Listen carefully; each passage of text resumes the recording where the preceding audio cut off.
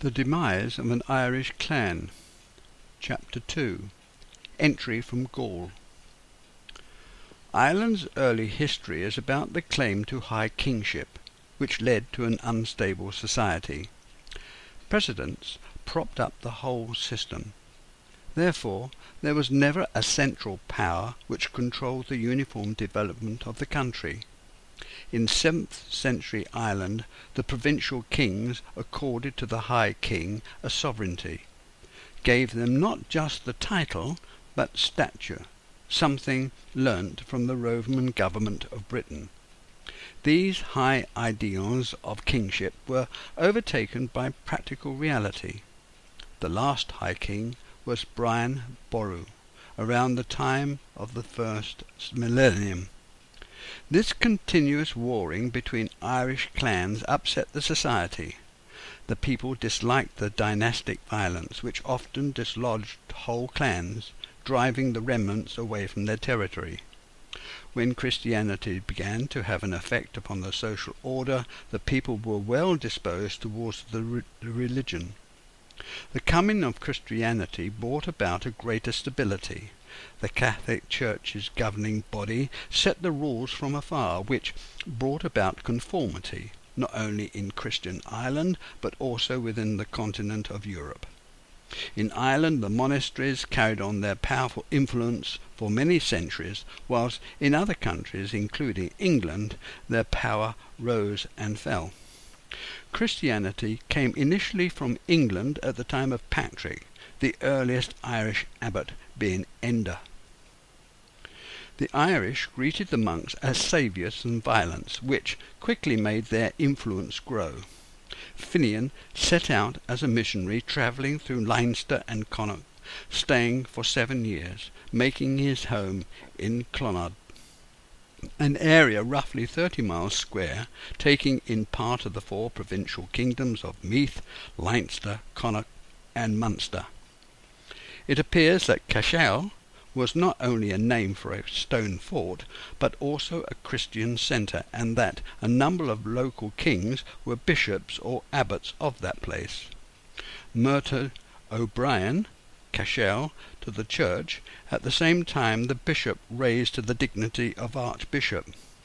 At Clonmacnoise there was an important church college, where St. Columba and St. Ciaran were students, the first bishop being St. Finian. Ireland changed dramatically when Mac Aircha died, and up to the 12th century the monastic churches were all under the rule of Columba, 544. St. Ciaran, one of the number of Benedictine monks, was one of the first saint founders between Mac Aircha's death and the arrival of Patrick. Christianity became established, an established power governed by bishops.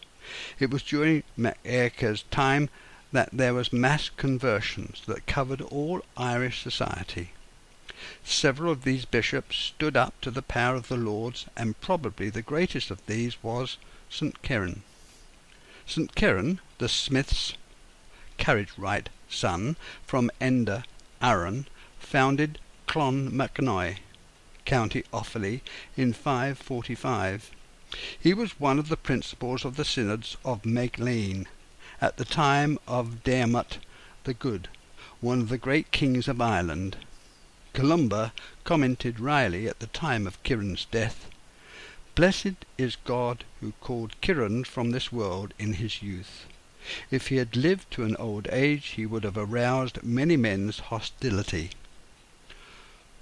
Clonmacnoise is famous for its monastery, completed by Queen Dingilla, founded in 547, and built on land gifted by Diarmait MacGill at St. Ciaran's Church, one of the churches attached to the monastery, and lays the founder's burial place. The monastery fort was enclosed behind a Cashel, a stepped, walled settlement with individual stone cells for the monks, a stone chapel and graveyard. It was located close to a main trading route and Loch Ree. It was considered a building greater than the king's influence, a city within itself. Inside the enclosure, the monastic settlement resembled a collection of beehive stone huts, with just a single opening. They looked very much like the truly conical brick houses in Puglia in Italy. The clerics had a powerful influence over provincial kings. It was a case of each looking to the other for support from outside domination.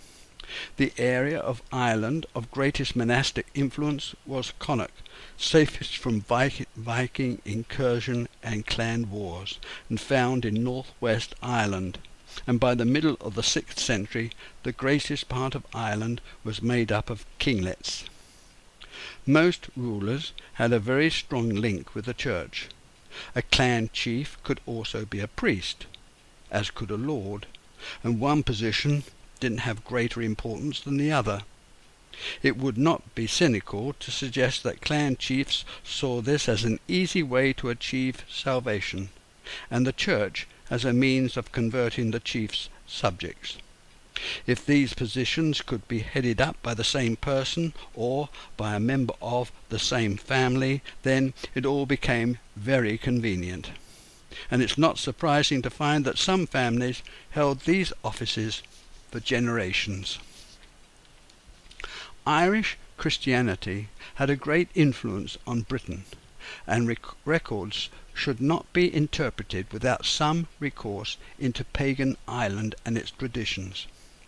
Irish history, through the language of the bards, is much older and far more developed than England's, its neighbour to the east, and although later history needs reference to earlier accounts by the Romans, particularly Ptolemy, the later Christian writings by priests and leaders like Ciaran and Ciaran, we must be grateful for the visiting monks, who stayed and had the necessary foresight to record what they saw and heard, and in that way we can form and date some events.